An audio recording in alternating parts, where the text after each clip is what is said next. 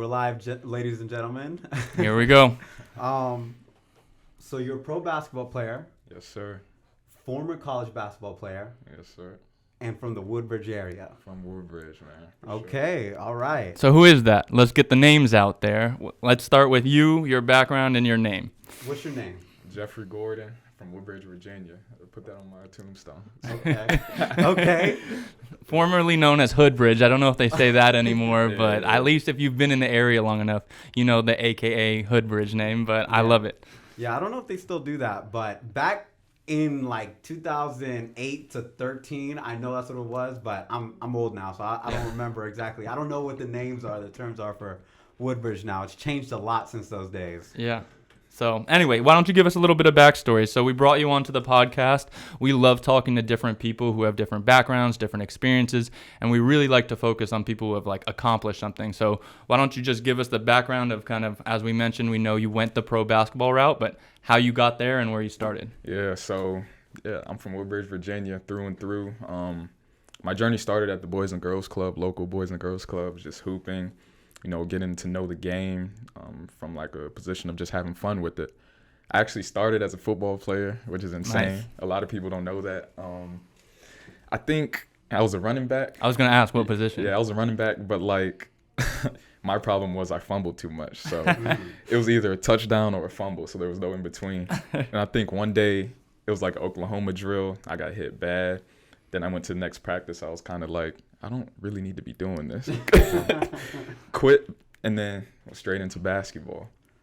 Anyone who's done an Oklahoma drill knows what that is, and that's where they put you through it, and it's like, it'll make you question whether you really love the sport or not. Right. Which Boys and Girls Club was it? Hilton Boys and Girls Club. Okay. So that's like off of Dale Boulevard. Off of Dale I Boulevard. know exactly what you're saying. Yeah. My brother, I had him start off there playing basketball. A lot of really good athletes started at that Boys and Girls Club. Yeah, like if you're from Woodbridge, like that's like a rite of passage. Kendall Marshall, who played in the league, started there. Yeah. Like all the overseas players. Monica Wright started there. Oh, that's right. Yeah, she played with the Minnesota Lynx for a long time. Like, those are the people I grew up hooping with, and there's a reason like I am what I am today. So I just want to be that person to, the youth and stuff. Yeah. No, I feel that. That's what's up. Yeah. Where did you move on from the Boys and Girls Club? What was the? I'm gonna start hooping. Yeah, for sure. How did that transpire? It really transpired from just watching a lot of basketball. Like, I grew up during LeBron's prime, so like he was a big influence on me. Like, just seeing him just take over the league in like 2003, 2005. I was a big LeBron fan, big Melo fan. I was just always into the smooth scores, I just thought their games were so cool. Like, I wanted to emulate them and emulate all of those type people, Tracy McGrady. So from there, like, the love for the game just grew. I just started, playing games and just playing AAU. And from there, the Boys and Girls Club was just a great place.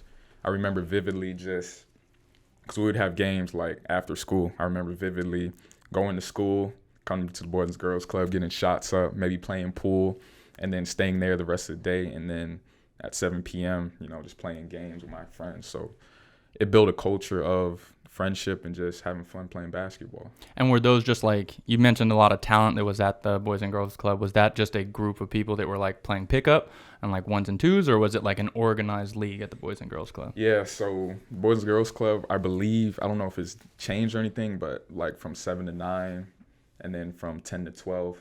When I was about 8 or 9, I played with the 10 and 12-year-olds, which was a lot of talent. I think I played with like 3 or 4 D1 guys even at that stage, which was insane. And they were older than me, so I got to, learn a lot about the game. Took some bumps and bruises, you know what I mean? Like it is, but that's just a part of the process of learning to play basketball and getting tougher. So, yeah. And I feel like people always get offended, but we're similar ages, and back then, basketball was more physical. Yeah. It wasn't as much as this, like, Steph Curry shooting. It wasn't as much as this, like, step back stuff. Like, it was a lot more going to the rack, and like you said, you got more bumps and bruises back then. Yeah, it's almost like a whole different sport now. It is. Like, with all the 3-pointers and all the finesse, it's just like, because people have like a lot of access to information than we had. So when I was in the Boys and Girls Club, I didn't have any trainers. I didn't have any of that. So like, I didn't know what a step back was until probably middle school, maybe even high school. You know what I mean?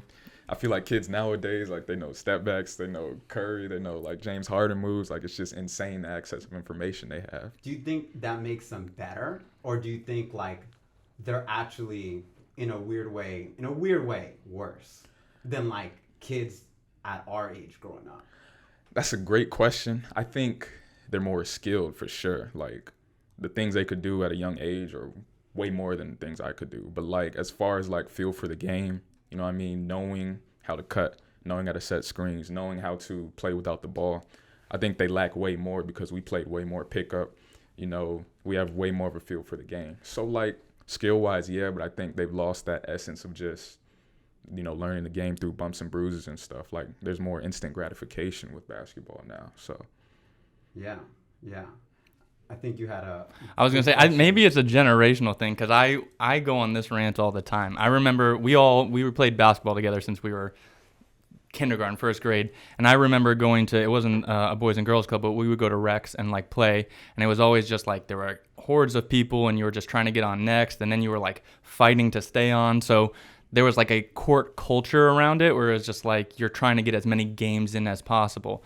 And then we kept hooping through the years, and then when we got to like late high school, early college, we'd go back to those same recs, and it was just a completely different room.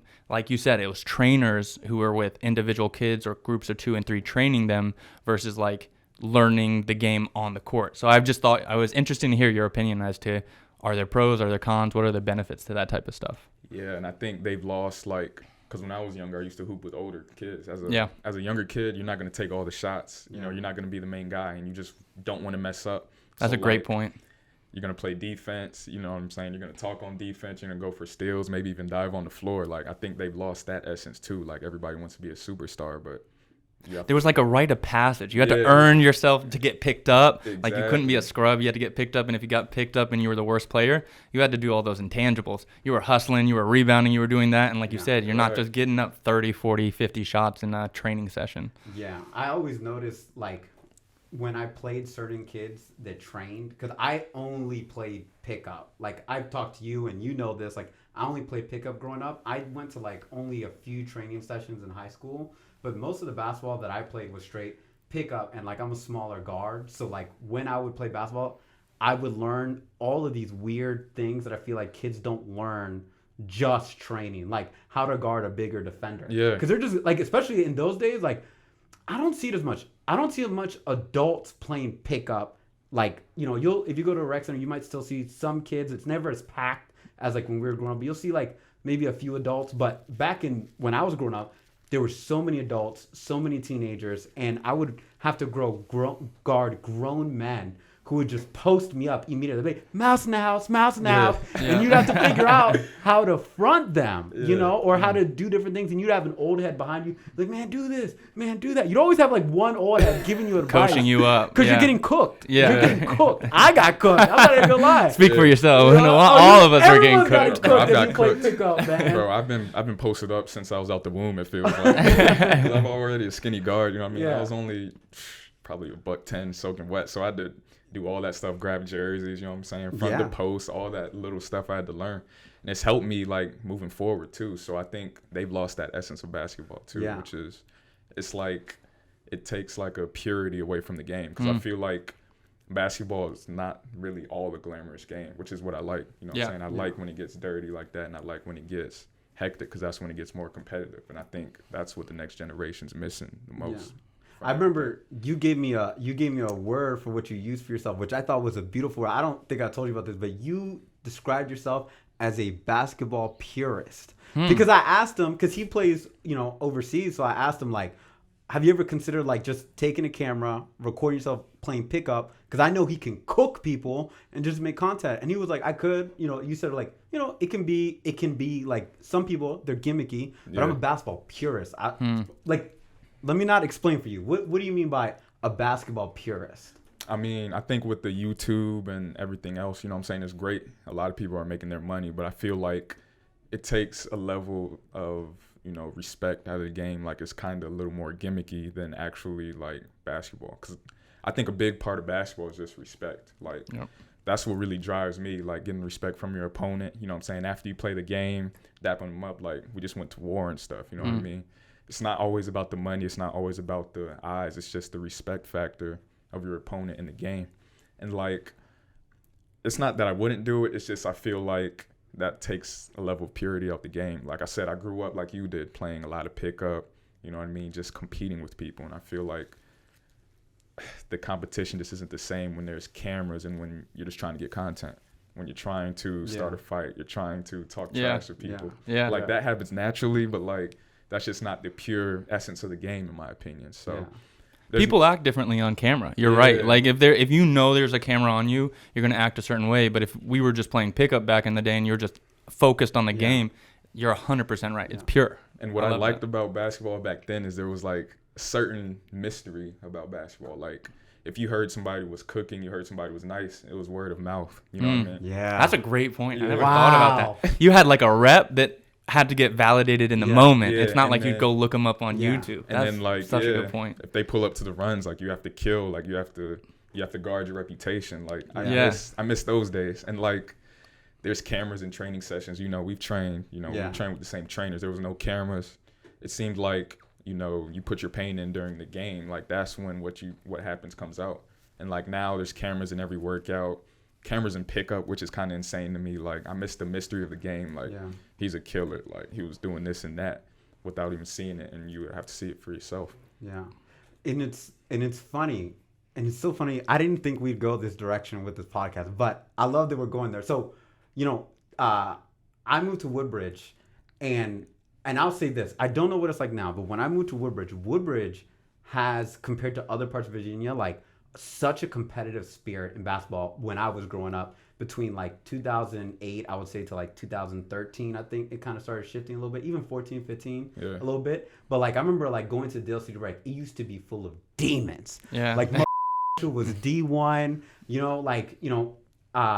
Kendall Marshall used to play there, but like he would train a lot with his dad, but there were other people who, like, I could go through names, you could go through names, including you at certain points, like people who were dogs and they loved to compete. There was no cameras. You just went out there to hoop. You just went out there to compete. You just went out there to like literally compete at the high level and hold necks. So you didn't have to wait. You know what I mean? And like the gimmicky stuff that people do on the internet where they hit a three and be like, yeah, and they'll like point at the camera, or they'll wear something, or they'll say, you're a bitch, or da-da-da. Like, people are doing that for likes. But like back in the day, if you did that shit to the wrong person, they'll be it'll still happen. Still happen. But back then, like, there was no like doing it for likes. You had to, like, if you were just, if you were saying it, you meant it. It wasn't for likes. You just didn't like that mother, and that's okay. Right. But it's like now people are doing it just because they know this might go viral, which is, I don't know. I'm not in it. I'm too old. I don't play that much pickup, but it's weird. Do you notice that still? Because you play way more than us now. So what is pickup like now? Do you still play a lot of pickup? Yeah, I play some pickup. It's just less competitive, more gimmicky.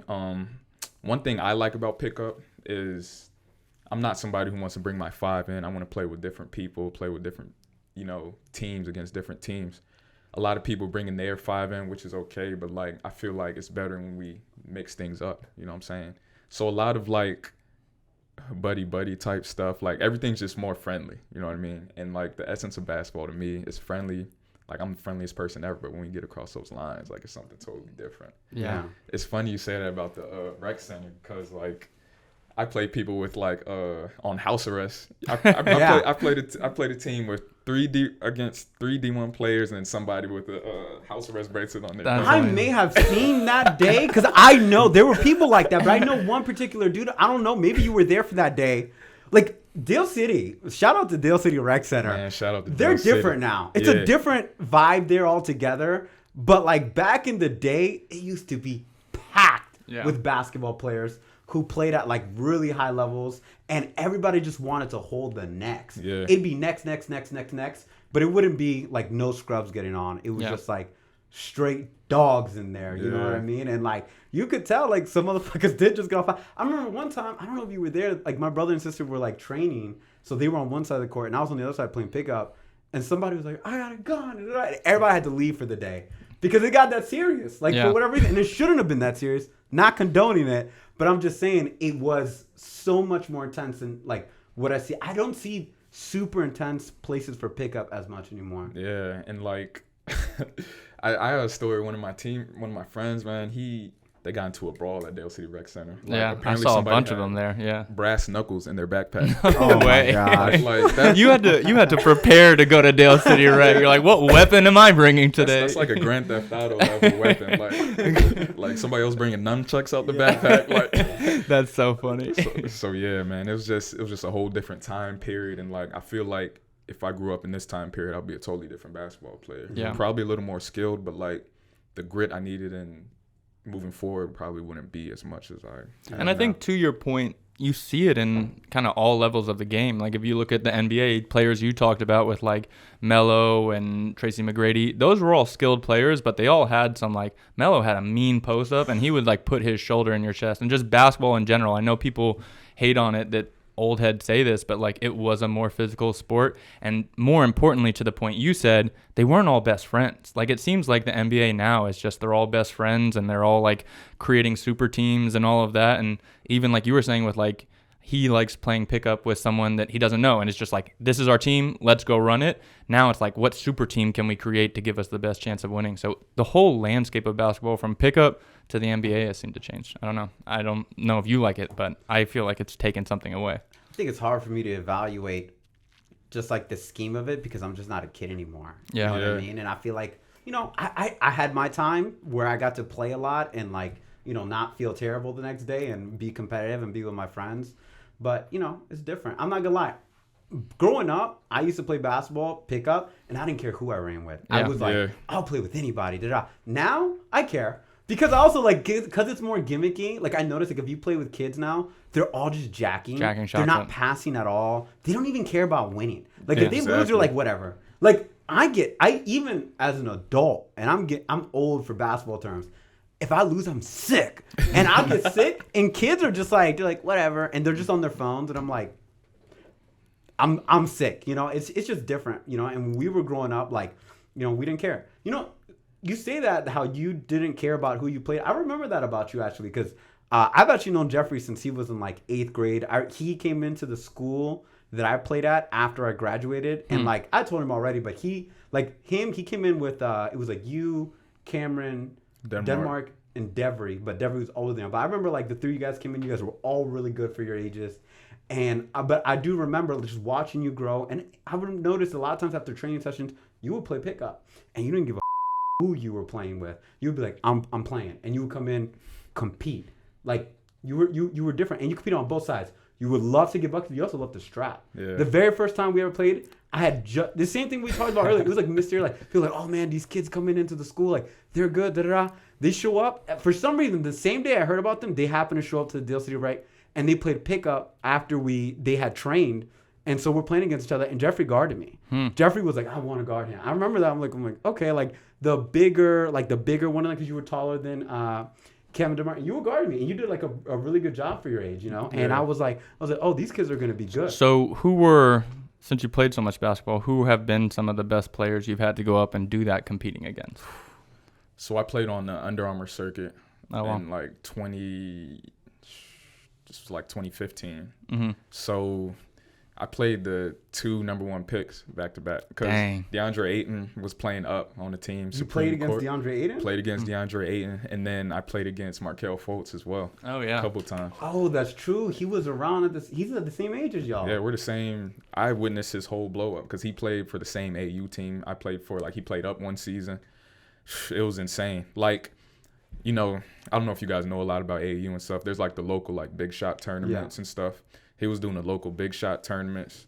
Had like a little buzz, like getting player of the week, stuff like that.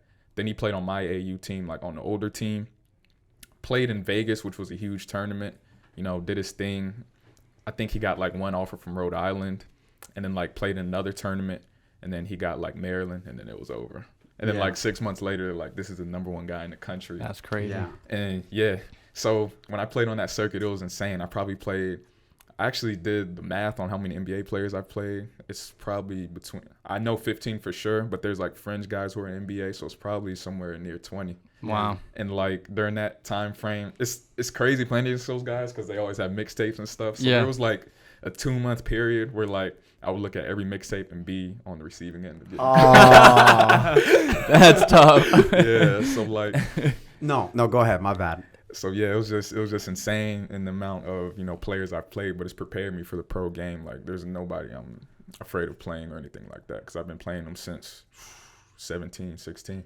I want to say, I think I saw you, like, this is, because I was always, like, kind of, like, watching you guys play. Like, I always supported you guys. I always wanted you guys to, like, do well. And, but I think I remember you on the Trevon Duval mixtape. Yeah. But I don't think you got dunked on. I think you were just, like, somebody got blown by, and he, like, dunked, and you were like, damn. Like, you were watching. Bro, I'm on his mixtape. Like, I'm probably, like, the first clip on his mixtape. That's a funny story, too. Like, that game... I think it was the semifinals of the Under Armour, like the whole Under Armour tournament. At that point, Trevon Duval was #1 point guard in the country. You know, he went to Duke, things didn't go great, but like he was the man back then. So when I was on DC Premier, I was like the defender type, the scrappy type, because I played with like a lot of superstars. People went with DeMatha. So I'm guarding Trevon Duval. I forgot what happened. For some reason, like we got tangled up or something, so we ended up like face to face or something, like, you know what I'm saying, about to get on that in front of all these college coaches. They're at the free throw line the next time. My point guard knows Trevon Duval, so he was like, "Hey man, tell your man he needs to guard me, or else something's gonna happen." So I'm like, Lonnie's like, "Yeah, like you need to get on that. Like he's gonna try something." I'm like, "All right, whatever." Next play down the court, I'm on the mixtape. Oh, dang. He basically he doesn't move. I go under the screen, but like it looks bad. Like I go under the screen as soon as he does the move, so it looks like he kind of slides me a little bit. Hits the 3, and you know he starts chirping. Yeah. And I get subbed out. Oh, dang.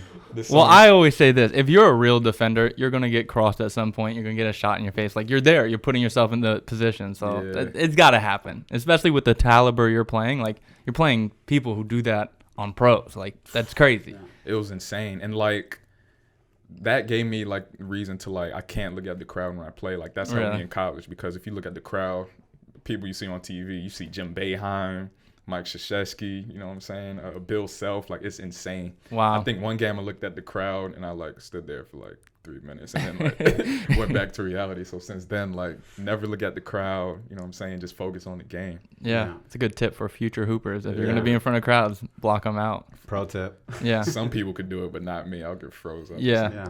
And I feel like the college scene sometimes is more intense than an NBA game. Like college students and stuff, like they get into those games. Yeah. So I could see how that could like grab your attention while you're out there. Yeah, I got some college stories too. Yeah. What's one of your best college stories? I'll give you one of my worst where I got kicked. Okay. Tell us. Those are always funny. So I was a freshman at the time. So like as a freshman, I'm 6'3", $160. It's before, like I didn't lift the weight when I was, you know what I'm saying, coming into school. So yeah, I'm playing a guy like a 5th-year senior. His name's Shaq Dance, and I'll never forget him. I think he's playing overseas. He's played in a couple countries. Like he's a great scorer. I'm on his mixtape too. It's a little lower level. So I try to shoot like a little fadeaway. He blocks it, but like it goes towards like the stands. So I try to dive on the floor. He picks up the ball. So I'm on the floor like next to the crowd and stuff. The crowd's talking to me. I look up.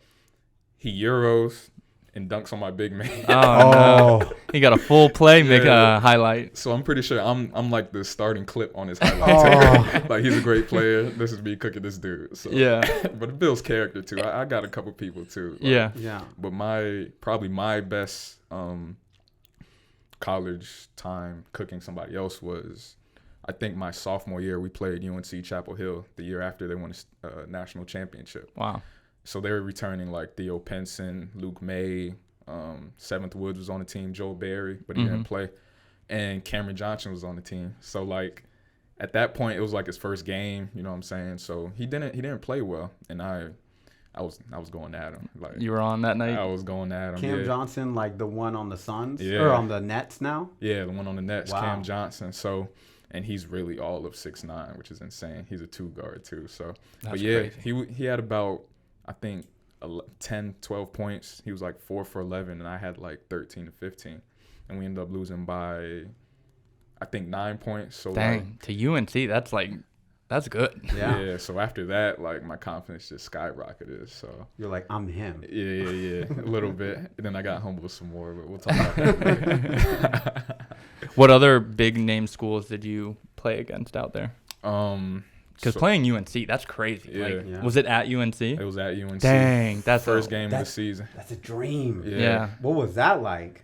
It was crazy, but like going into that game, like that's the most locked in I've ever been for a season. Because after my freshman year, like I had to reinvent my game because I came in as a very athletic guard, but like once I got to college, like everybody's athletic. Like everybody on the team can dunk. The big man can dunk. So I probably got my shot blocked like 40 times my freshman year. So that was insane. So I just had to go in the lab and just go in with a different focus. So by the time October rolled around, like I was ready. Like that's the most hungry I ever been. Like I was basically foaming at the mouth trying to play UNC. So I was so locked in. Like the crowd didn't mean anything. I was really just trying to prove myself and prove like I could be one of the best.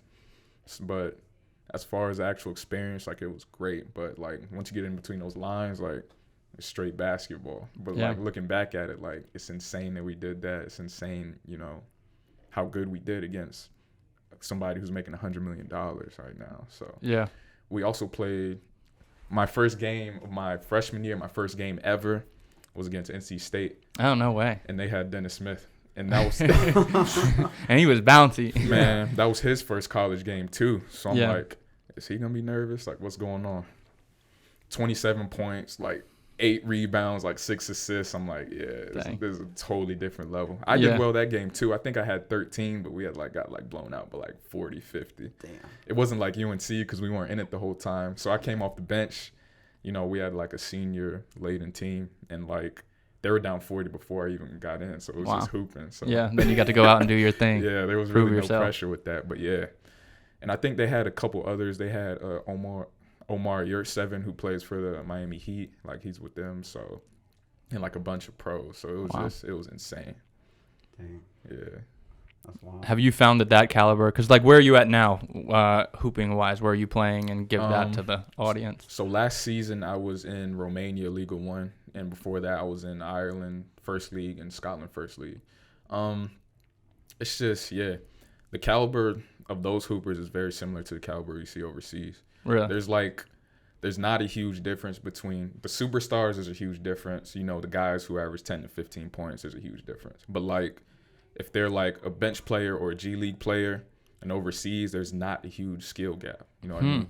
When I was in Ireland, I played guys, I think the Irish MVP, his name's Aaron Calixi. He played in Oklahoma the year after Trae Young went there, played me in Ireland. And one of my old teammates, Devin Gilmore, he played at Murray State with Ja Morant. So it's crazy bump and it's crazy. What do you think the ratio is from what you've seen of like local players or European players in the European League versus how many Americans are going out there? So there's a little bit about overseas basketball. There's a limit on the amount depending on the league. I think really? At the most, there's like leagues have like 5, Americans allowed on a team. But I think at my level, like mid-level, it's usually 1 or 2 Americans. So there's so much competition. Like even in Ireland, which is not a great basketball country, there's probably 60 spots for Americans. So Jeez. Yeah. It's cutthroat. It's cutthroat, man. It's cutthroat. I've seen some crazy stuff overseas, man. You told me about this, and I didn't know about this, but tell this to our audience. And I don't know if I told you, but this would be very interesting. Explain to us the whole thing about like you can't have 2 bad games. Yeah, for Explain sure. that concept. So overseas, they know the market, and the market is people are basically killing to get overseas. Like everybody will go overseas. People will almost pay to play overseas. So they know like they have people just as good as you like this. And honestly, like quite frankly, Woodbridge has a lot of talent. There's probably like 6 or 7 people who could easily be in my position. So, bro, as far as like they expect you to score probably, I would say depending on the team, like 17 to 25 points. You know what I mean? Jeez. All the time as an American. So they want you to be a scorer They if you're want coming. if you're a big man, you just have to do what you got to do at an elite level. Me as a 6'3" guard, like I have to average 17 to 25 points. Wow. And let's say if I have a stretch where I have 8 points, 6 points, and 5 points or something like that, they'll ship you home. Wow. So like, it's crazy. My first year or second year, I'm not gonna name any names because but we had a big man who was 6'10", played in 10 different countries.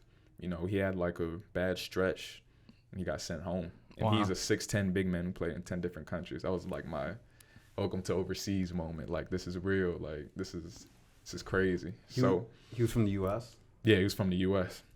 Did you know him prior to that, or you met him out there? Nah, I met him out there. He was just the other American on the team. And he just had some bad games, and they were like, "You're out." Just a bad stretch of games. And honestly, they were gonna release him earlier, but he had like a monster game, like 35 and 20. He earned a few more. That's crazy. Yeah, but like it brings like a certain level of attention to detail, and like I like the pressure. Like, it's not pressure, but it forces you to be the best person you could be on the court.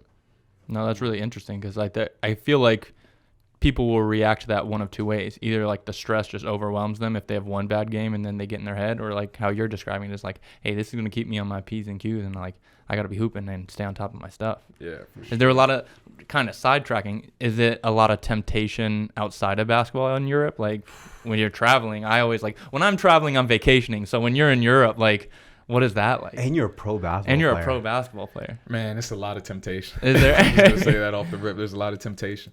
The thing about being a pro basketball player, a lot of people don't know.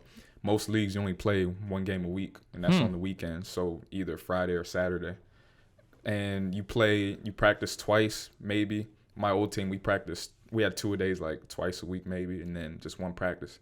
Besides that, like you're free to do whatever. Wow. So like a lot of people could get there skill-wise, like get overseas, but like they don't have the discipline to even remotely not party every day, like not do your thing. So like when I'm overseas, like I really like my thing to like get away from everything and just be productive is like going to thrift stores, going to vintage stores, like a lot of fashion. Like I feel like playing overseas, you have to have that outlet, or else. Because, especially in Ireland, it's crazy. Like, they could drink 7 days a week.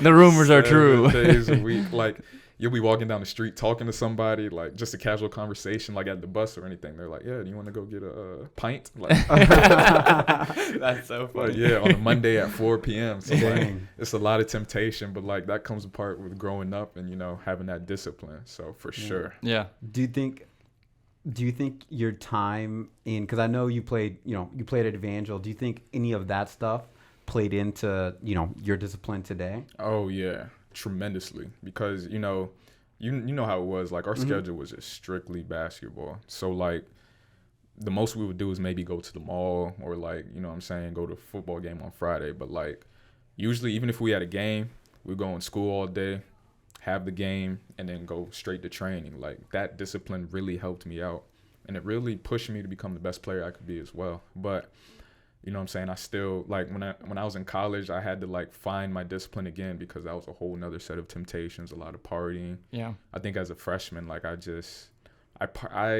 wasn't as focused as I needed to be, but that's something I had to go through to, get to overseas and realize, like, what it is.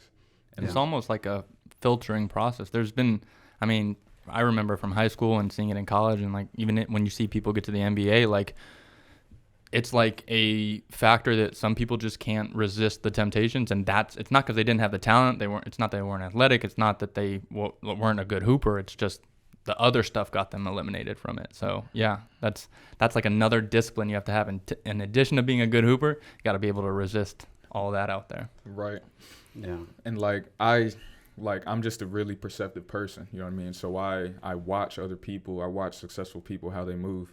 I played with, at my school, Barton College, it's a small school, I played with 5 people who went overseas. And they all shared like similar traits.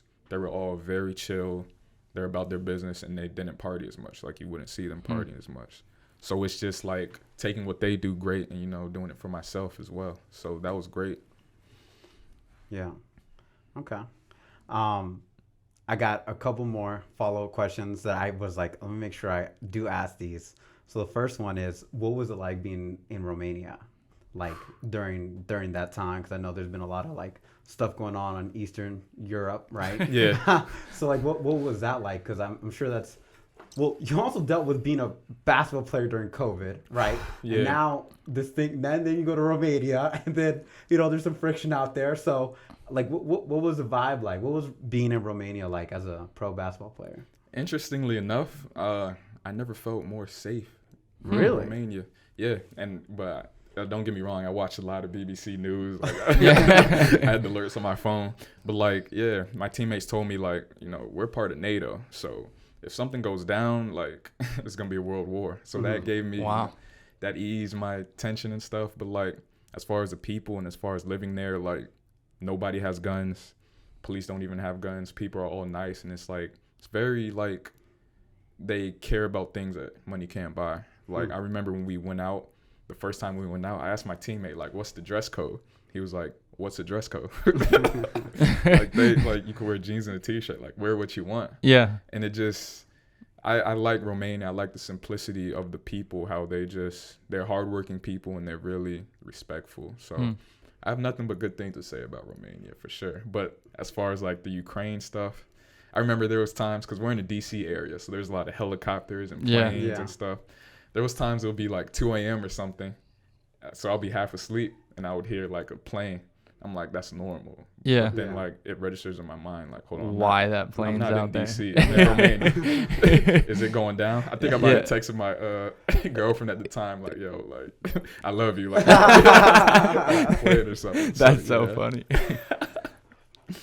I've heard that Romania is like actually a very like safe country to be in. It gets, you know, reputations about different things, but in terms of like just walking down the street and feeling like you're safe, like it's a really great place for that type of stuff. So I have another funny story about Romania. So you know, and so like we're driving to Romania. So the airport's like 3 hours away from where I am. Bucharest is about 3 hours away.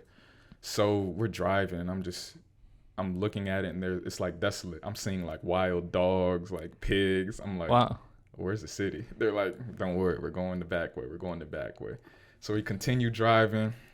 He takes us to where I stay. There's like graffiti on the wall. I'm like, am I in the trenches? Like, am I in the hood? He starts laughing at me. I'm like, what are you laughing at? He's like, trenches, like graffiti means, you know, those are kids just expressing their art. Huh. So in Romania, if there's graffiti on the wall, that means it's a good thing. Like, you're in a good neighborhood. That's Really? interesting. Like, I have never heard that before. And you know, here that's like gang culture. Yeah, So, that's like, people like marking a spot. That's so I thought crazy. he was BSing with me. So then when I got to practice, they were like, yeah, I heard you were scared of the graffiti. Like, my other teammates were laughing at me. Like, it's just so insane Wow. how different the cultures are and stuff. I have never heard that before, but it makes sense. Like, if it's not affiliated with gang culture, like it is a good way to just express yourself and kind of like, wow, interesting. Yeah. I've never heard that. So That's graffiti awesome. is a good thing in Romania. Yeah. If you ever go to Romania. If you're scared at night, follow the graffiti. Yeah. Did you have a question? No, go ahead. No? Okay. So I'm going to switch gears a little bit. For sure. Because aside from your college experience and your pro experience, which we can revisit again, one thing that I thought was kind of an interesting part of your journey was, so you played Evangel. You really built up a lot of your career, you know, playing at Evangel, which at the time like changed your schedule because your team was so good that they like, you know, went up leagues and stuff like that. You know, you had to leave Evangel going into your senior year, and you went to Potomac. And Potomac is legendary in Woodbridge for just being like a really good like basketball school. Their coach is, you know, I've never been coached by him, and I never went to Potomac, but he has a reputation for being a great basketball mind and always just competing. And I've always noticed they're always pressing, they're always playing fast, which, you know, I like that. It's very entertaining and it works. That being said, what was that transition for you? Like, you know, you weren't expecting to be a senior going to Potomac, having to switch schools. So, like, going into, like, what was your mindset? Because you got, spoiler alert, you got player of the year. Yeah, for you know, sure. like that's that's quite an accomplishment. And I think that's 5A basketball. 5A, yeah. The That's second crazy. largest classification. Yeah. So, like, was that a goal of yours, or did that just happen along the way? And y'all won a championship. So, like what went into all of that for you? Like, getting from, man, I got to switch schools, to like winning a championship. Like, how was that process, man? That process was literally insane. Like, it was almost a movie. So, not to get into a lot. You don't have to get into a lot. Not to get a lot of specifics. You know what I'm saying? If you're in the know in Woodbridge, you kind of know, you know, what happened with the coach and everything. But yeah. So I didn't really make the decision that I was going to transfer until about 2 weeks before school started. So like I was scrambling. So originally I was supposed to go to Osborne Park, which is like a biotech school, like not known for basketball. Like my mindset was, not to be quite frank, like I'm just gonna go there, average 40, whatever happens. But they didn't take my credits from Evangel. Yeah, for some reason, because it's like a high biotech school or something. So then we made some phone calls around, like, what are our options? And then we realized there was like a loophole to where, because I didn't go to a public school, so I was allowed to go to any public school I wanted to. I just had to take their program. Right. Took the welding program at Potomac, and it was history. But as far as like the transition, like our team at Evangel, like we were very close knit. We loved each other. You know what I mean? We did everything together. And y'all had a good team. And y'all had a good team. Yeah. And like those were kids, there was a lot of like family oriented kids, like just great kids. At Potomac, it's totally different. Yeah, it's a vibe. It's a vibe. A lot of like inner city people, like a lot of people who didn't grow up the same way. Yeah. So making that transition was just insane. And like me being like more of like the Evangel type, I had to make a lot of transitions, with my leadership style, with fitting in with people. So like I had to show people that, I'm approachable at the same time, but not soft. You know what I mean? So there was a lot of bumps and bruises, but like, I feel like what I did on the court definitely preceded and gave people the respect that they needed for me to show that I could lead them. And like, we became very tight knit. We had some crazy stories, like fights in the locker room. In between your team with other teams. Between our team, we had. Y'all are just all competitive. We were all like, just imagine 6 pit bulls in a kennel. Like, dang. That's how I describe it. I think my first practice at Potomac, the first time we stepped on the court, we got into like a brawl, like wow, pushing fight, because there was so much tension. I was a new transfer in, and then there were people like from JV who got moved up. It was their time, so then. It was just tension. But like I said, like that was just something that I love to get into. So and then they earned that respect. Like, he's not sweet. Like, he's tough. He's one of us, really. Yeah. I think I remember some of the players on your team because I hooped at the rec. Like, I saw a lot of your generation kind of coming up. And I remember, was Charles Hyman on your team? Yeah, Charles, I remember him as a young kid. He was really good, like when he was young. And so I got to watch him grow like over time. And then I think his name was Jamal. Was it Jamal? Yeah. Because I remember him. He was pretty good. And then, was Nana on your team or not? Yeah, Nana. Was he? Yeah. Okay, I wasn't sure if he was before or after you. Yeah. Dang, y'all had a squad. We had a squad. Charles, man. That's Charles, Jamal, and Nana. Those are still my best friends to this day. Wow. Nana, he played in Serbia last season. Like, he's a 6'10" big man. Charles was just a smooth wing, and Jamal was just a pit bull scorer, like with a scorer's mentality. So we were one and the same. Yeah. So like balancing those, egos and situations was crazy. Yeah, it's a feeling out process. It's like the same thing you have to do when you're like playing pickup, but in a much shorter period of time. It's like who has what role and all that. And if you have a bunch of dogs on the team, you get into a scrap every now and then. Yeah. And a lot of the credit goes to our coaching staff was insane. Sherman Rivers, who coaches at Patriot right now, state championship contender. He was on the staff. Honore, who had won 2 state championships at that point, was on the staff. Coach Anderson, like, there was like a lot of good cop, bad cop type thing. There was a lot of, balancing of egos, and like the coaching staff made everything work as well. And we did too. To their credit, to our credit, we did the impossible. Yeah, and y'all won a championship. I remember, because I was happy for you guys. I was like, dang, I felt bad for your whole class, because y'all had to like go to different schools. And when I saw you go to Potomac, you specifically, I remember I was like Jeffrey would fit in Potomac. I could see Jeffrey being a blue blood, right? That's what they call it. Yeah, blue blood. Blue blood, yeah. And you went over there, and I went to a few games. I saw you get a couple dunks. Yeah, that man, my knees don't do that anymore, bro. That was the year my skill and my athleticism were like met, and I caught a lot of putbacks. I was dunking on people. Like it was to this day. That might have been the most fun I had playing basketball that year, just from the friendship standpoint, from the success standpoint, and just day to day. That might have been the most fun I ever had playing basketball. Do you find now that you're a professional player, like I always think of the thing that Jokic just said at the end of the championship, where he's like, it's a job. Like, people who say that they love their job are lying, but like, hooping's this special thing. So do you love it still, and do you have fun still, or has it transitioned more to a job? Or like, if you can't have 2 bad games, like how does that work once you're actually a pro? I love it. I think most pros is pretty similar. They would say like at this point in their career, like practices sometimes are kind of a drag unless it's like, you know, very competitive. So what I do is just try to make it competitive. I might say something here or there, like when I do something just to, you know, loosen Drum up. everyone up. Draw everyone up. But like as far as the games, when those lights come on, like I still have that same love as if I was at Evangel, as if I was in the rec center. Yeah.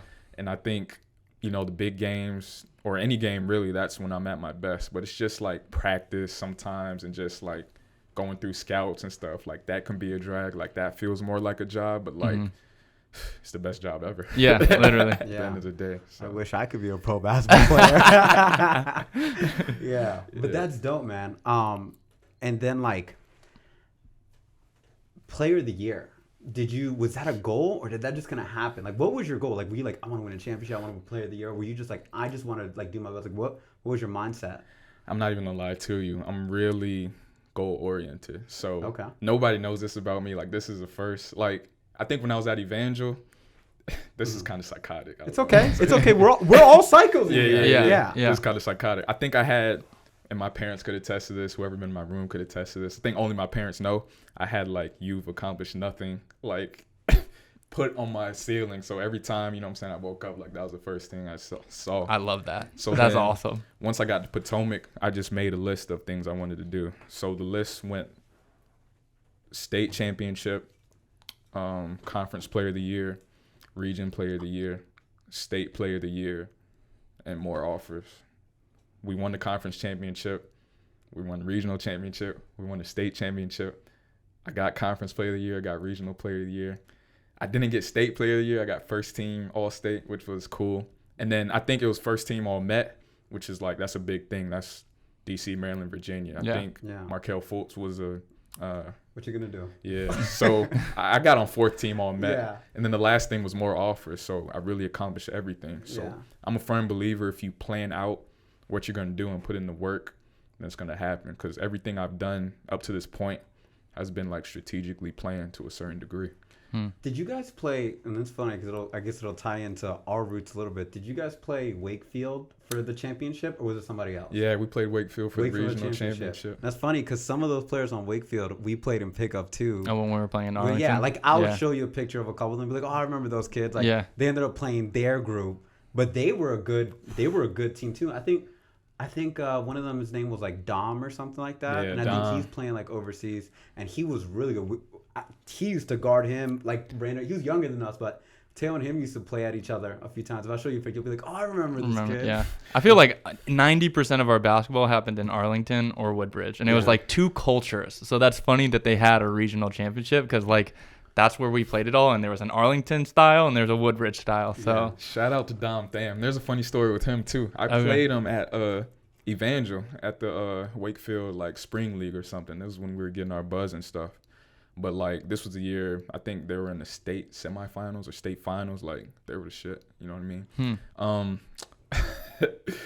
So we played them. I think Dom was like late at like halftime or something. Like, he didn't show up till halftime because we were beating them. He showed up and just started killing. Dang. Like, killing. And I remember one thing specifically, and I think I stole it from him. I think he got an and one. He was like, you're too small, you fucking babies. Like, I remember that vividly. So, yeah. Everyone takes a line from someone. There's a good one you added to the rotation. But I think we ended up beating them by, like, a slim margin. Yeah. Shout out to Dom, though. He's a beast. Yeah, he's playing in Vietnam right now, and he's putting on as well. So, yeah. I feel like the Asian basketball has, like, really come up, too, where, like, Euro basketball was the first one that people started hearing about, but now you hear about, like, leagues in China and, like, Philippines, Vietnam. Like, have you heard or played against any of those countries' teams, and, like, what is that like compared to Europe? I haven't played against them or played them, like, because we stay, like, in the same region mostly, but, like, I've heard it's great basketball and they have great rabid fans. So like that's been the market I've been wanting to break into. I probably will break into at some point when I continue building my resume. But like the fans are crazy and they have like crazy imports, you know, China, Vietnam. I think even Korea, not North Korea. I don't know if anyone wants to play in that league. I don't know if you can sneeze in that. For enough money, it's like nah. Kim Jong gonna get like 100 points even though he's not there. Yeah, not North Korea, but yeah, they have great fans and they great basketball. And I think basketball is growing over there too. Wow, that's awesome. Yeah, that's crazy. You mentioned kind of what you were talking about, that set of goals you created and how you accomplished a lot of those, have you continued that process? Like, do you have a new list that you're working on right now? Yeah, I have a new list. That's Every awesome. year I have a new list. You just do it annually? Yeah. Nice. Is there any that you'd be willing to share? It's Yeah. okay if you don't. No, for sure, for sure. There's manifestation too. There you go. You gotta speak it into existence. Talk Yeah. it. I want to get importer of the year the next place I go, and I want to help us win the championship. And if you win a championship overseas, you get bumped up to the next league. Oh, wow. Yeah. So, I didn't know that. Yeah. So it's like there's relegation and delegation. So like if you lose and you're in the top league and you're like the last or second to last team, like you'll get sent down to the next league. So like I'm a person who likes to build things up. So like I've always wanted to start from the bottom, start from scratch and get us up to that higher level. So just being import player of the year, defensive player of the year, and, you know, help my team get up to the next league. Those are my goals. That's awesome. import, IMPORT? Yeah, like Okay. import. That's Okay, what I've it's never called. heard that. That's what it's called when you're like not a national for that country. So I'm not Romanian, so I'm considered an American import. in the Right. Romanian league. Interesting. Huh. I actually kind of like that concept of the like best goes up, worst goes down, because it adds, and not only are you getting a championship, but now you're like moving on up too. Yeah. So like that's awesome. I Yeah. like that. That's interesting because that would have been like if the NBA did things like that, like the Timberwolves and the Bobcats at certain points would have got kicked out. It the would league. disincentivize you to do that lottery pick thing Yeah. that they Yeah. do now. So it's like if a G League team is coming up, like you're not even in the league anymore. Yeah. That's crazy. Yeah, that would be insane. Europe is cutthroat. You Yeah. can't have two bad games. If you lose your league, you're down a league. Like that's crazy. Yeah, it's insane. And then people are always fighting for, you know, advertising, marketing, money coming around. So there's a lot of politics Wow. that you don't even. So there's a game like within a game you're playing out there. So you have to be an American. You have to win. You have to get your 17 and 25 in a way where your team is still happy with you and still, you know what I'm saying, be somebody in the community, be somebody likable in the community, or else you still might get sent home. So Wow. It's Yeah. more than just basketball. So you have to be a well-rounded person. That's unless you're just like LeBron James. 6'8", Yeah. like, but I'm a 6'3", 6'4" guard, so Yeah. I have to play the game within the game as well. Smile, you know what I'm saying? Shake hands, hold babies and stuff. You know? Wow. It's funny. Our last podcast, we were talking about consulting, and there's a game within the game there, very different than what you're describing, but maybe that's just inherent to wherever you are. There's more than just the surface. You know, yeah, I'm a political science major, so yeah, me and Miguel were talking about this. I think there's so much, you know, intersection between business, politics, sports, like everything's connected. So I think even doing that, and my background with that has helped me tremendously with, you know, navigating relationships. Because when I first went overseas, like I haven't had an agent until literally like 4 months ago. Oh yeah. You tell us how you navigated being a pro basketball player by yourself. Insane. So like I had to make sure I got paid on time. I had to make sure where I was staying was good. I had to make sure, you know what I'm saying, everything in the contract's not getting breached. So I learned a lot about reading contracts. I learned a lot about, and even just from the standpoint of marketing myself, I created my own mixtape, and I had to make it in a way where it's showcasing my skills, but it's something that they want to watch. Yeah. And I was doing all this because I graduated during the pandemic, so it was insane. Jeez. So it was like, and it was almost do or die because like if you have a gap year and like overseas, it's hard to get back. So I had to navigate all that, and then know like countries are closing right now. Like how am I gonna get overseas? So That's crazy. it was insane. Representing yourself is quite the endeavor. What Yeah. was the thought process behind it? You just didn't want an agent, or you were like, I want to develop the skill set that comes from like managing myself, or what were you thinking? To be quite frank, it's hard to get an agent, especially coming out, especially as a rookie. Really? Like, a lot of pros will tell you that. Like you have to be established to get an agent, because at the end of the day, if it's up in the air, whether you go overseas, like they're not gonna mess with you. You know, I'm not like a 6-7 foot big man who like also has 2 passports. You know what I'm saying? That matters too. So like I had a hard time getting an agent. So like, I had to kick in the door myself, and a lot of ways I'm glad I did, because it taught me a whole lot, and it taught me like things that I know overseas now that I wouldn't known if I had an agent. This was actually one of the questions I wanted to ask coming in, because I know how competitive it is. Like basketball is cutthroat. So it's like, was there ever a time that you thought about quitting? Like you were just like, you know what, maybe I should try something other than basketball. All the time. Really? All the time. Wow. Not all the time, but like at certain points. So there was a time, like my sophomore year in college, like I was one of the best players in the region. Like that was fresh off the UNC game. Yeah. I was killing. I was averaging like 15-5.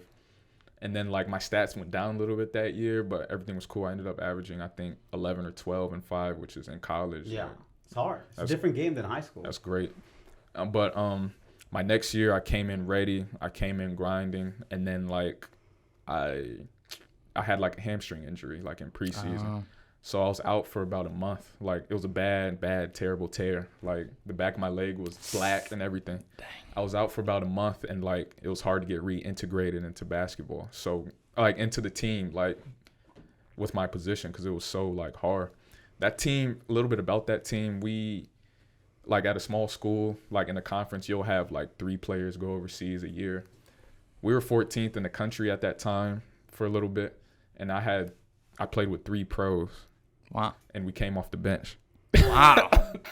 That's crazy. So that's the type of talent that I was playing with that season. So what ended up happening was like I averaged about 15 minutes my freshman year, about 30 minutes my sophomore year, but my junior year I averaged 14 minutes. I averaged less my junior year than I did my freshman year. Wow. So that taught me, like, even though I knew I wasn't playing, I was frustrated. Like that taught me being a pro.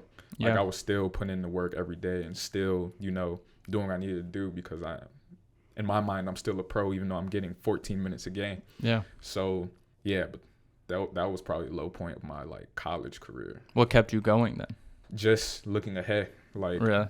Those goals. goals? Got to go overseas. The goals. I always go back to the goals and the discipline. So yeah, that time, and yeah, honestly, the pandemic. The pandemic. Wow. I'm cold calling teams, cold calling agents, not hearing anything back. And at the same time, countries are closing. Yeah, like, the world is ending. Wow, the world's closing. So I'm like, bro, what am I doing? Like, yeah. I need to tighten up my LinkedIn. But like, and it's so insane. None of the gyms were open. So I'm literally playing basketball outside, doing pull-ups on monkey bars, shooting, like grinding, like shooting 200 shots a day, running 2 miles a day, just waiting for my opportunity. So there was definitely some dark times. Like, I think there was points in my parents were even like, you know, like, keep grinding, but, you know, have a backup plan. Yeah. I'm like, yeah, man, we got to figure it out. We'll figure something out. So I think there was like a point where I was like, okay, if something doesn't pop off by August, like, it's time for the real world. Yeah, change it up. Yeah, but, you know, Irish team hit me. You know, shout out to Darren McGovern. He started my career, and, you know, yeah, it's always been about getting my foot in the door. And ever since then, you know what I'm saying, we're kicking it down. Yeah, that's real. That's real, man. Yeah. Man, that's crazy. I don't crazy, even know what to say. Like, in the sense of like, I remember during COVID, we had our own like thing. Like, we switched up our career paths. And like, you're over here trying to get signed. Yeah. You know, and then like, okay, so now you have an agent. How did you find an agent? Like, how does that process go? Like, how do you find an agent? Like, I wouldn't know. Not that I'm good enough to get an agent, but if I was, like, I wouldn't even know what to do. Like, how does that? So either you could reach out to people, or, you know, they reach out to you. Just this specifically, like, Eurobasket's the big epicenter of everything overseas basketball. There's even NBA stuff on there, G League stuff, things of that nature. So I think he saw my stats from Romania, reached out to me in Eurobasket, you know, and was selling it to me, which was insane, like really flattering, because like I came from the bottom, as you know, like coming from COVID, cold calling everybody. So that was insane. So he reached out to me and basically like, yeah, I'll represent you, and I think you're in the prime of your career, and like, I'm saying we could do something. So I'm like, all right, let's do it. Yeah. There you go. Yeah. That's so that next step in the journey then. So overseas is all about taking the next step up. Like I try to, you know, every year try to play in a better league, every year play with better competition, just take the next step up. I think where I'm at in my career now, like I need an agent. Like I just need to focus on hoops because it's already cutthroat enough. Yeah. So that's a blessing for sure. Yeah. What would you tell like kids nowadays? Like how they like if somebody was like, "Hey, I'm starting out. I'm a scrub. I Yeah. don't got nothing." What do you tell kids like that? Like what do you tell them to focus on to make them be one of those player of the years, college basketball players? Always like, what are the basic steps you tell somebody who's starting basketball from the ground up? Yeah, just always stay goal oriented. Like always stay goal oriented, and don't. You have to have kind of like a tunnel vision. Because I had a tunnel vision. I was always looking ahead. Like, I know I'm not good now, but I'll be good in a year. I know I'm not good in a year, but I'll be in college. Like, always just looking ahead to what you need to do. And, like, a lot of people get offers early. A lot of people sign overseas early. Like, but everything evens out if you're always grinding. And I'm a firm believer that everything evens out. And I'm also a firm believer, like, if you're doing what you're supposed to do, being a good person, you know, just grinding, like, you'll get your shot. Your shot might not be huge. You might not even know when your shot actually is, but I'm a firm believer you'll get your shot. And it's just about timing and everything, like, just intersecting at the right time. And to do that, you have to be prepared. So that's what I would tell them. Okay. Yeah. How are we on time? 1 hour and 4 minutes. Okay. We have a set of wrap-up questions we ask everyone, but was there anything else you wanted to ask?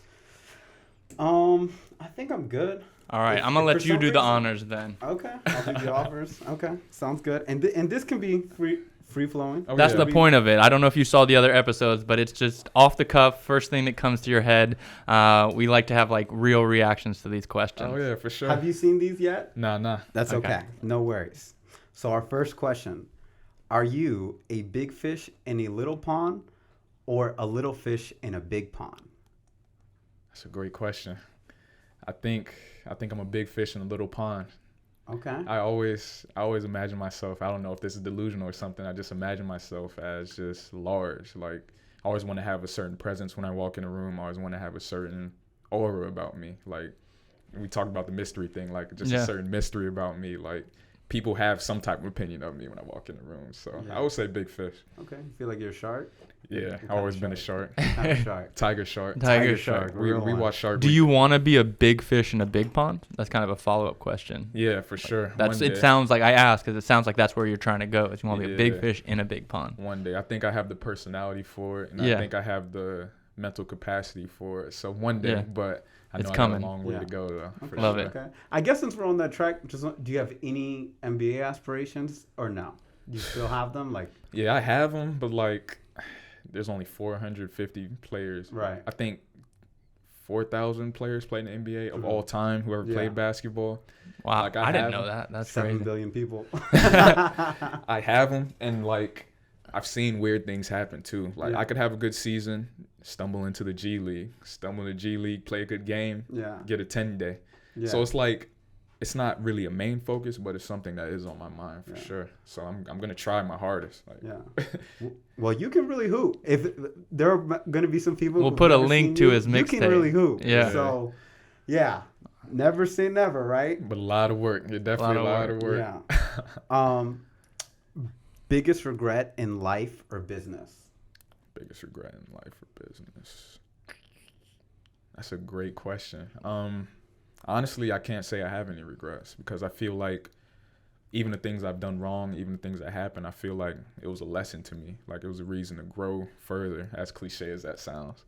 But I'm glad everything has happened to me. You know, I've had some injuries in the past. I've had things that didn't really quite go my way, but it all built me into a stronger and better person.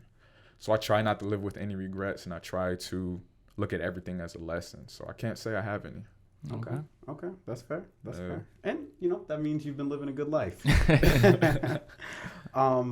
Biggest goal in the next year?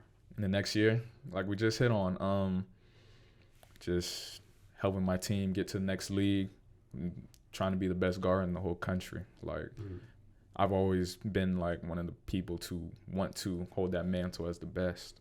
And I think I could do it with the work I put in, with, believing in myself. So just being the best I could be, basketball player, that's my biggest goal. And also just being a role model, because you know I have a niece now. Shout out to Olivia. Yeah. You know, I have my cousin Isaiah who's playing basketball, and he's doing great too. He plays EYBL, so it's great. Like, I want to be a role model, be that person people could look at. Like, yeah, my cousin plays basketball, he's a pro. Or yeah, my uncle's a pro basketball player. Like, just being a good role model and showing people they could do it too. Because, like, I'm not 6'8", 6'9", dunking on people. I'm not 7 foot big man. Like, I'm Jeffrey from Woodbridge. Like, you can do it too. You know what I mean? That's awesome. For sure. And I actually remember something I was going to ask you. I'm going to write that down. But the next one is favorite podcast or TV show.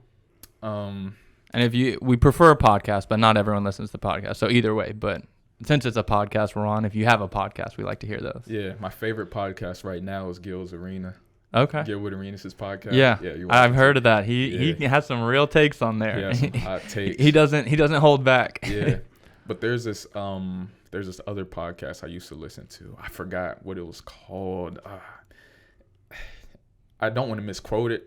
It might have been like Oddities of the World or something like that. But it was like a lot of like just like random like facts and random things from like history. So like they would speak on how life was in Rome, like little stuff like, you know, Interesting. Sewage system, or just like people fighting to death, like how everyday life was in Rome, like just the weird things people went through in life. And like, I'm a little bit of a history nerd. Like right now I'm watching the Roman Empire on Netflix and stuff. I've seen that. Yeah. It's a great show. I don't know if you've seen it. It's actually really cool. Yeah. So like I love history. So I'm learning a lot about Caligula right now and stuff. So I like weird stuff like that. So We'll have to get the official name of it, and we'll put a link in the description so other people can check that out. But TV show though, real quick, because there's a long-winded answer. good? Snowfall. Like I love Snowfall. I haven't seen that one. Isn't that the one You've about? seen it? We got people in the back saying that's good. Yeah. No spoiler alert, but crazy ending. But I love Snowfall. It's a story of like drug dealer in South Central LA. CIA gets into it. It gets into the Contras and stuff. So it's insane. And I love The Sopranos. Sopranos, classic. The Wire. So yeah, those are four. real one. The Wire is something I gotta watch. I've been telling him to do that for a while. You have to. The Wire's like Season 2 is the only one you just got to put your head down and get through, but it's one of the GOATs. Yeah, it's so good. Definitely up there. All right. Did you want to ask your other question before the last question? We can do that. Yeah. So, what does it mean to you? What does it mean to you to be a pro basketball player, former player of the year, former college player of the year, and to be from Woodbridge? What do all those things mean to you in your heart? What does that mean to you, bro? It means everything to me. Especially the accolades are cool, but just doing that from Woodbridge and representing where I'm from. Because Woodbridge has like, as far as Northern Virginia, we have a rep of a little, you know what I'm saying, on the, how would you say it, on the gritty side. Yeah, Gritty for sure. On the gritty side. So just coming from Woodbridge and just putting on for Woodbridge, I feel like I represent a lot of people who haven't made it to a certain level. And like, it means everything to me. And also, this is deeper, but I feel like with the work I've put in, you know, those banners will stay up forever. My stuff on Eurobasket will be up forever. Like, I've built something that's bigger than me and that people could look back on. And like, when I'm long gone, it's still going to be there. So building a legacy and things of that nature is just huge for me. So it means everything. I love that. You're welcome. Last thing. Who's the GOAT? Jordan or LeBron? Old head's gonna hate me, but it's LeBron James. Oh my God. Old head's gonna hate me. Why? Why is he the GOAT? Well, he mentioned it at the beginning. He did say, I'll give him credit that was a big thing, but why? Okay, first of all, basketball is about scoring. He's an all-time leading scorer of all time, and he's not even a scorer per se. He gets his teammates better, and I think he's taken teams to places that nobody else could take teams to. The 2007 Cavs team that made it to the finals, I don't think any other superstar could have done that. The 2018 team that had Jordan Clarkson, you know, Corver was on that team, terrible team. I don't think anybody could have done that. You know, he gets a bad rep for the Miami Heat thing, and, you know, being a crybaby and stuff. Yeah, I grew up LeBron. I've kind of off LeBron just because he does certain things that are so cringy. Yeah. But I also just think he's getting older. He's a different person now. Yeah. But he does cry a lot. He does cry a lot during games, man. He became a meme for kneeling. Kneeling when missed a call or something. Oh yeah. That wasn't the LeBron I grew up with. Me either. He changed. He just started. But the GOAT conversation, I also think it's a nostalgia thing too. Because Yeah. I grew up with LeBron. You know what I'm saying? I'm going to say LeBron. Somebody who watched Jordan is going to say Jordan. I feel like in about 10, 15 years, it's going to be like Luka's the best all time. Or Yeah. Victor Wembanyama. Or Victor. I'm not ready for those combos. Yeah. They gotta earn it. I'm a Spurs fan. So They I'm gotta like, earn Victor it. Wembanyama, That's yeah. insane because I was a Spurs fan too growing up. For some reason, I love Tim Duncan, which is some very weird. That's very weird. Maybe the most underrated player of all time. Like Yeah. he doesn't get as much flowers as he deserves. Yeah. I've always put him over Kobe. Me personally, I know a lot of people wouldn't feel that way, but me, he won five. I think he had at least one MVP, and he stayed with the same team, just like Kobe. But I also say he also had consistent 50+ win seasons, which Kobe didn't have. Yeah. I don't remember if Kobe missed the playoffs, but I know he had plenty of playoff series where he got bounced out the first round and had a terrible season. Yeah. I'm pretty sure he probably missed a couple of playoffs, but when Tim Duncan was on that team, they got at least 45 to 50 wins every season. Automatically, yeah. Every season. And people were like, it's a system. Well, now he's gone, and the Spurs are trash. Yeah. And I love the Spurs. So it wasn't just the system. Yeah. It was definitely Tim Duncan was the anchor for that team. Yeah. And he's like a silent assassin type too, which is like I try to be stoic like him or like a Kawhi, but I just can't do it. Yeah. But I admire it. So I've always been a Tim Duncan fan. Love Tony Parker's game. Yeah. And Manu Ginobili is probably one of the most underrated, Another saucy one. type players. Yeah. So saucy. He was one of the first people to have a Euro step. Yeah, he brought the Euro to the league, I feel like. He made the behind the back, like when you have the ball, you pick it up, you go behind your back and lay it up. Like he was the one who made that, I feel like, really popular. Yeah. Like I was in 6th or 7th grade when he did that in an NBA playoff series. And I remember being like, I got to do that in game. Yeah. I got to do that in pickup. And they wouldn't call travel, even if it was 2 steps, just going to look so crazy. Yeah. Because people wouldn't do it that often. And he's had a big impact. Like you hear about him in rap songs all the time. Like Yeah. Left Hand Ginobili. Yeah. Well, like special. Kobe, no Ginobili. But yeah, so he had a cultural impact too as well. He had bounce, too. He could strap. He guarded Kobe a lot. You know Yeah. what I mean? Hit some clutch He shots. throw no looks. No Like, looks, yeah, I yeah. love Yeah. Ginobili. He was out of control in the best way. Yeah, you for know? sure. So, LeBron. Okay. All right. That's I think fair. is that 3 for 3 for guess for LeBron? Is it Marid was LeBron? Marid was LeBron. We argued about that. Yeah.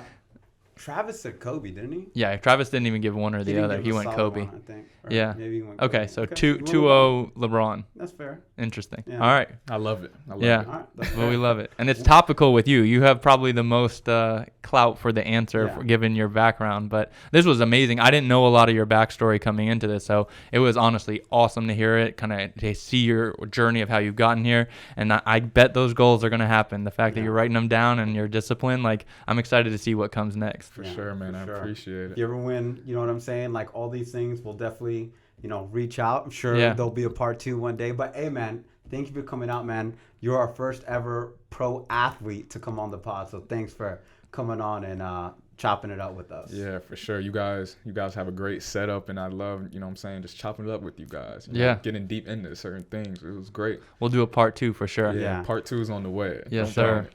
Awesome. Shout out the Pope. Oh, here we go. Thanks.